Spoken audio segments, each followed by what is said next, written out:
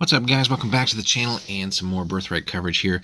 So in our previous video here, we took a look at fighter regents and just fighter characters as well in the base setting here. And so today we're going to take a look at Paladins, which are definitely one of the ones that have some of the most serious sort of stat requirements initially here. So, and in this particular setting, and again, we'll cover lore and stuff, and again, whole separate series of videos. But basically, main thing you need to know is that Paladins can only be humans in this setting. So, for various reasons, the other non-human races just don't have access to that. So, ability requirements. So this is one of the classes that just has quite a few in comparison to a lot of the other ones. So you have to have at least a strength of 12. Makes sense. You're going to be doing some fighting. Constitution of 9 at least, ideally higher, right? Wisdom of 13, and also a charisma of 17. So you're going to have some pretty decent rolls. Not overly difficult, but certainly again some boss stats there as well. So again, main requirements: strength and charisma certainly.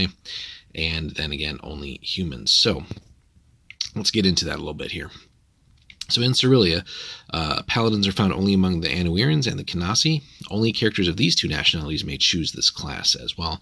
And we'll cover the different racial bonuses and things that the setting also provides, as the different human races also give you some stat changes as well, but that's a separate little mini-series there.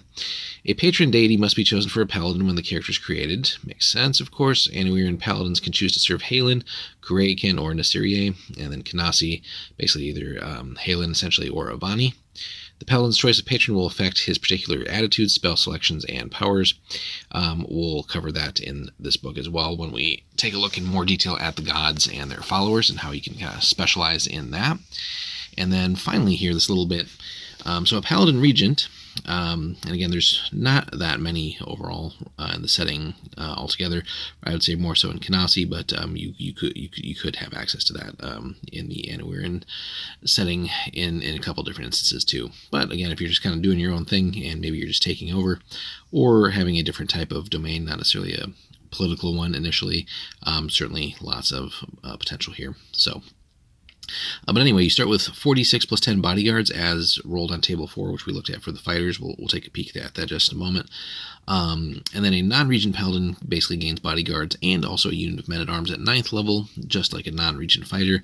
They're always the same faith and race as the paladin, and they are military orders of religious soldiers eager to serve under such a powerful defender of the faith.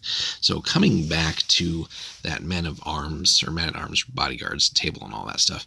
So again, you'll roll your D100, and aside from maybe rolling for archers, certainly there's a lot of great stuff on here. So heavy infantry, certainly not bad. Medium cavalry, great as well. And if you roll lucky, of course, you would hit the knights and have just some badass bodyguards for yourself as well. But later on, acquiring as an adventurer, again, maybe just more like men-at-arms and then even a unit under your command as you sort of rise in power, certainly can make a play at maybe gaining a regency somewhere.